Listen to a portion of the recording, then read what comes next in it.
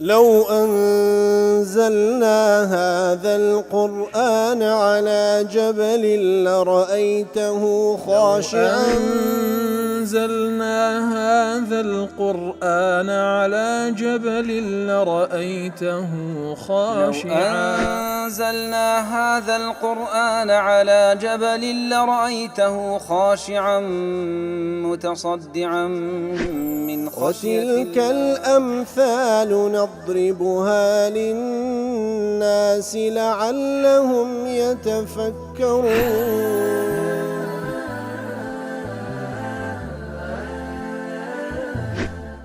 الحمد لله والصلاة والسلام على رسول الله وعلى آله وصحبه ومن والاه.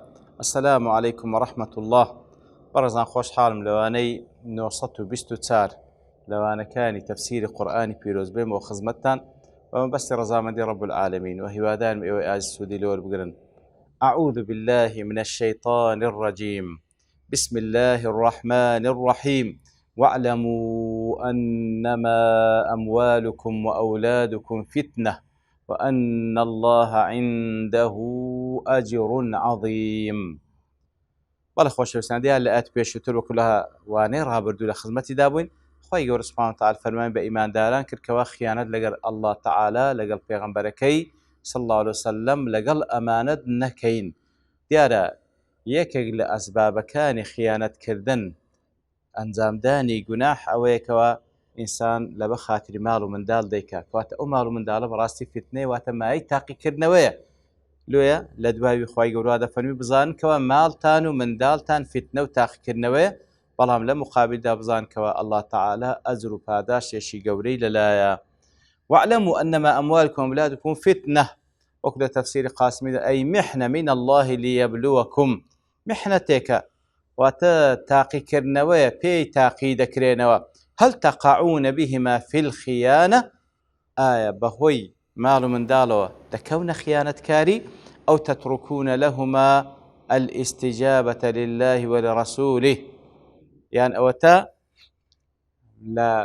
بەهۆی ماڵ و منداڵ واز لە ئیستجابە وەڵامدانەوەی خوا و پێغەمبەرەکەی ناینن. أو لا تلهون بهما عن ذكره، يعني ئەوەتە بەهۆی ماڵ و منداڵیش ئایا فعلا ئیوا هەیە تاقی دەکرێت و ئاگەی لە خوا نابینێ سوبحانەهو وتەعالا، غافل دەبی یاخود غافل نابێ، خیانەت دەکا یان خیانەت ناکا. بەڵێ یەکتر فتنە اعتبارا بما ينال الإنسان من الاختبار بهم، کۆتە لێرە فتنە بە معنای اختبار دێ وەکەوە بەهۆی ماڵ و منداڵی تاقی دەکرێتەوە. ئەو ماڵ و منداڵ دەبێتە سەبەبی ئەوەی کەوە خیانەت لەگەڵ خوا و پێغەمبەر بکا و سنوورەکان بەزێنی، خیانەت لە ئەمانەت بکاتن، یان ئەوە تا هەر پابەندە بە ئیستجابە و وەڵامدانەوەی فەرمانەکانی خوا و پێغەمبەری خوا، و هەروەها خیانەت ناکە بە هیچ شێوەیەک. ماڵ و منداڵەکە دەبێتە سەبەبەک لەوەی کەوە غافل بی، یان ئەوە تا هەر لە بە هیچ شێوەیەک لە خوای گەورە غافل نابی. ويجوز أن يراد بالفتنة الإثم أو العذاب، يعني ئەوە تا هەر لێرە فتنە بە معنای گوناه و تاوان دێ، کەواتە فعلا فإنهم سبب الوقوع في ذلك. هەر تقریبا معناکەی لازمی مانای یەکەمە، کەواتە زۆر جارە ئەو ماڵ و منداڵە دەبنە مایەی سەبەبی عەزاب لە بۆ ئەو کەسە لەبەرەوەی بەهۆی ئەوانەوە گوناه و تاوان ئەنجام دەدا و لە نەتیجەدا تووشی سزا و عەزاب دێ. قال الحاكم قد أمر الله بالعلم بذلك واعلموا، خی گەور فەرمانی پێکردێکەوە بزانن علمتان هەبی، والطريق العلم به التفكر في أحوالهما وزوالهما، كواتا كو علمت هەبی، يعني كواتا دەڵێ فکر بکەیەوە لە حاڵی ئەو ماڵ و منداڵە و بزانە بە خۆت و ماڵ و منداڵت بەرەو لە ناو چوونن لەو دنیا بەردەوام نابن. وقلة الانتفاع بهما، كم جار وایەکەوە بەڕاستی سوودی لێ ببینی، سوودیان لێ ببینی، وكثرة الضرر، وزۆر زاریش لیان زەرەرمەند دەبی، وأنه قد يعصي الله بسببهما، زۆر جاران ئینسان بە سەبەبی ئەو ماڵ و منداڵە تووشی تاوان و گوناه دێ. لە تەفسیری سعید دەڵێ ولما كان العبد ممتحنا بأمواله وأولاده، لەبەر ئەوەی بەندە تاقی دەکرێتەوە بە ماڵ و منداڵەکەی، فربما حمله محبة ذلك على تقديم هوى نفسه على أداء أمانته، جاری وایە کە ماڵ و منداڵ خۆشەویستە وای لێدێ ئەو خۆشەویستە زاڵ دەبی لەسەر ئەوەی کەوا ئەدای ئەمانەت نەکەی کە خوای گەورە فەرمانی پێ کردیە. أخبر الله تعالى أن الأموال والأولاد فتنة فخوای گەورە خبری پێداین کەوا ماڵ و منداڵ تاقیکردنەوە يبتلي الله بهما عباده خوای گەورە سبحانه وتعالى بەندەکانی پێ تاقی دەکاتەوە وأنهما عارية ستؤدى لمن أعطاها وترد لمن استودعها. عم باز بزانە چ ماڵت چ منداڵت عاریە و ئەمانەتێکە پێت بەخشرایە. عاریە بزەبت دەبینێت و پێویستت بە کەرەستەیەکە بە خۆت نیتت دەچی داوا لە کەسێش کە دەکەی پێت بدا و کێشت پێتەوە بوو دەیدەیەوە تەسلیمی دەکەوی ئی خۆت نییە. ئیتر ماڵ و منداڵیش بەگشتی ئی خۆت نییە. خوای گەورە سبحانه وتعالى پێتی بەخشیە و لە هەر لەحزەیەکیش بوێ یان ئەتوو بەجی دێڵی یان ئەوان ئەتوو بەجی دێڵن معلوم هەتا لەگەڵ یەک نین کەواتە عاریەیەکە پێویستە تەسلیمی بکەیتەوە. وەکو الأضواء البيان دەڵێ أمر الله تعالى الناس في هذه الآية الكريمة أن يعلموا خوای گەورە فەرمانی کرد لەو ئاەت پیرۆزدا کەوا خەڵکی بزانن کەوا ماڵ و منداڵیان مایی تاقیکردنەوەیە. هل يكون المال والولد سببا للوقوع فيما لا يرضي الله دەبی ئەو ماڵ و منداڵە ببیتە سەبەبێک لە بۆ تاوەکو تووشی گوناهێک بی کەوا خوای گەورە طبعا بەتاکید لێ رازی نییە.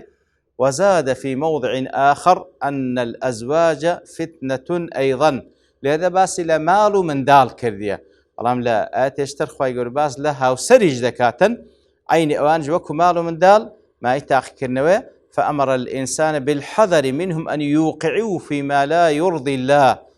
ترخواي قول أقدار ما ذكاته وكوا لو آتيتر كوا حذر وربقرين بهوي مالو هاوسر من دال نكوين ناو قناه تاوان. ثم أمره إن اطلع على ما يكره من أولئك الأعداء الذين هم أقرب الناس له وأخصهم به وهم الأولاد والأزواج أن يعفو عنهم ويصفح ولا يؤاخذهم كواتا هل يندج دفرمي طبعا يا أيها الآيات أويا كلا سورة التغابن دفرمي يا أيها الذين آمنوا إن من أزواجكم وأولادكم عدوا لكم فاحذروهم. إن من أزواج منك تبعيضية إيوا هي لخيزانتان لمندالتان دجمنين قون واتا بلو أوتان دبن كوا عاقبتان خراب بي نافرمي هموي كواتا هموي مايي همو مالو منداڵێک مایی تاقیکردنەوەیە بەڵام لەوانە هەیە هەر دەبیتە دژمنیش لە بۆت دەبیتە عەدوو لە بۆت کەوا بەرەو سەرپێچی خوای گەورە دەبا و بەرەو عاقبەتی خراپت دەبا. بەڵام لەگەڵ ئەوەش عینی خوای گەورە سبحانه وتعالى فەرموویتی ئەگەر شتێکی واشت لێبەدیکردن کەوا فعلا نیشانەی دژایەتی کردن بی ئەوە پێویستە لێیان ببووری بتسامح لقليان تعامل بكي وكذا فرمي أيها الذين آمنوا إن من أزواجكم وأولادكم عدوا لكم فاحذروهم أيكم مري برواداران لمالو لا هاوسر من داركان تانهن هنديشان من تبعيضية كوا دجمني نقون فاحذروهم أقادار بن وإن تعفوا وتصفحوا وتغفروا والله ما قال عفويان بكن قليان ليمكن وليان ببورن فإن الله غفور رحيم. بالتأكيد الله تعالى غفور ورحيمة. تيساش تأكيد دكاتو إنما أموالكم وأولادكم فتنة وبزانا بيقمان من دالو مالو من دالتان فتنة وما يتاقي كرنوي والله عنده أجر عظيم. وصرح في موضع آخر لزيقاش كشخواي يقول دفرمي ينهي المؤمنين عن أن تلهيهم الأموال والأولاد عن ذكره جل وعلا. وهروا لسورة المنافقون لو عند رشقاي جورا أقدار ما ذكرتك مال ومن دال نبتماي أو كوا بأجابين لذكر خواي جورا سبحانه وتعالى لبركاتك كوا مال ومن دال بو ما بأجابون لذكر خواي جورا أو براستي خسارة مندة وكذا فرمي الذين آمنوا لا تلهكم أموالكم ولا أولادكم عن ذكر الله أيكم ربر وداران مال ومن دال تنبتماي أو كوا لذكر خوا بأجاتهم كهركس الشوابك فأولئك هم الخاسرون. وأن الله عنده أجر عظيم أي لمن آثر رضاه على جمع المال وحب الولد فلم يورط نفسه من أجلهما.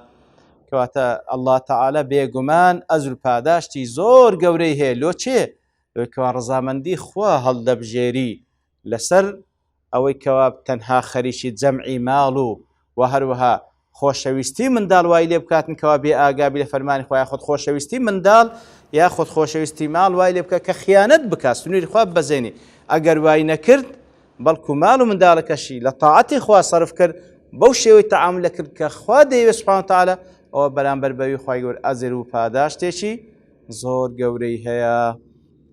وأن الله عنده أجر عظيم. وكل تفسيري سعدي دلي فإن كان لكم عقل ورأي أجر براس خاون عقل رأي راس درستان هي فآثروا فضله العظيم على لذة صغيرة فانية مضمحلة. يتفضل هر جوركي خواي جوره هالبجيرن لسر لذتي كمي قتكي لناوتو فالعاقل يوازن بين الأشياء.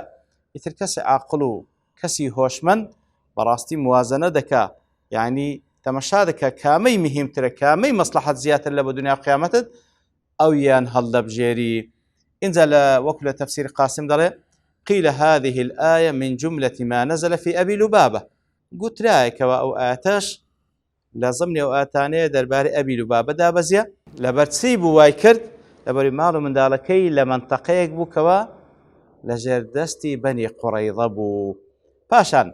ولما حذر تعالى فيما تقدم عن الفتنة بالأموال أولاد كاتك وأخوي والآقاداري كردنا وكوا مالو من دال فتنة وتاقي كردنا وبيوست آقادار بين بشر من اتقاه أخوي سبحانه وتعالى مجدي بوكسان داتا في الافتنان بهما مجدي بوكسان دا كوا خوي دا باريزي كوا بخوي مالو من دال توشي عذاب وسزانية لمقابل دا خواي قولة مجدي بيدا يا أيها الذين آمنوا إن تتقوا الله كواتا أي كوامل بروادارا أجر تقوى خوابكا يجعل لكم فرقانا خواي قولة فرقان تام بيدا بخشي وتنوري كوا حق باطل بيليك زياب كنوا ويكفر عنكم سيئاتكم قناه تاوانا كانتان بتابتي لردا تكفير السيئات وتقناه قسكا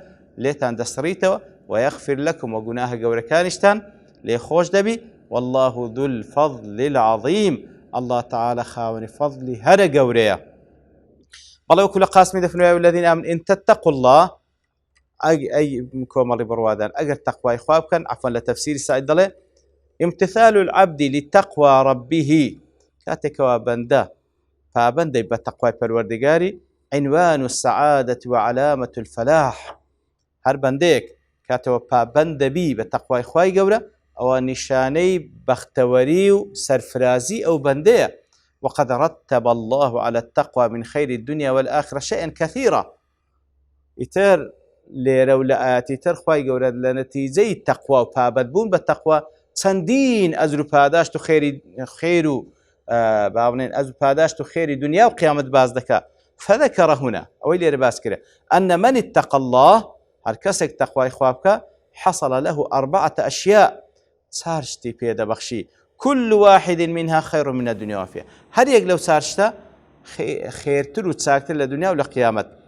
يا أيها الذين آمنوا تتقوا الله يجعل لكم فرقانا يكم فرقان بيدا بخشي ويكفر عنكم سيئاتكم خاي يقول لقنا تانكس كان خوش دبي ويغفر لكم لقنا قور كان خوش دبي والله ذو الفضل عن فضلي هذا زور وجورت بيدا بخشي كواتل أجر تقوى إخوي جورب كان لو أتداد فرمي أو تاشتان بيدا بخشي لا أتتريش اشتتريش باز دكا يجعل لكم فرقانا.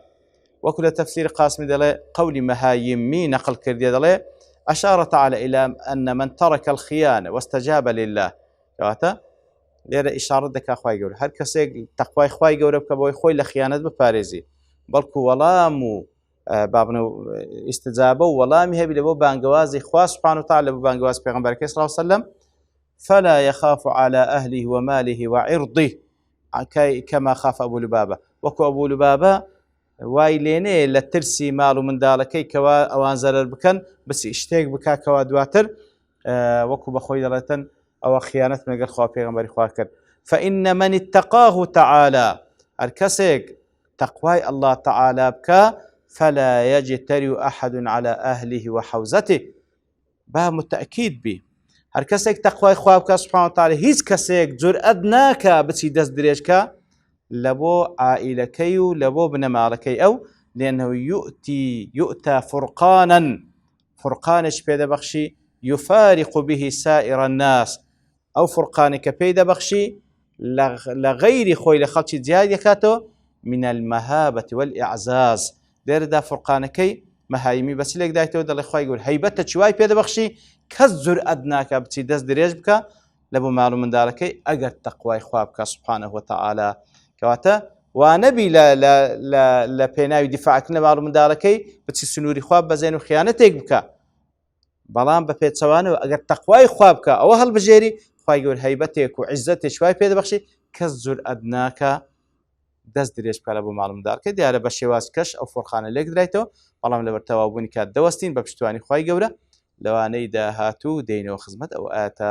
وصلى الله وسلم على نبينا محمد وعلى آله وصحبه أجمعين وآخر دعوانا الحمد لله رب العالمين. لو أنزلنا هذا القرآن على جبل لرأيته خاشعا أنزلنا هذا القرآن على جبل لرأيته خاشعا أنزلنا هذا القرآن على جبل لرأيته خاشعا متصدعا من خشية الله. وتلك الأمثال نضربها للناس لعلهم يتفكرون.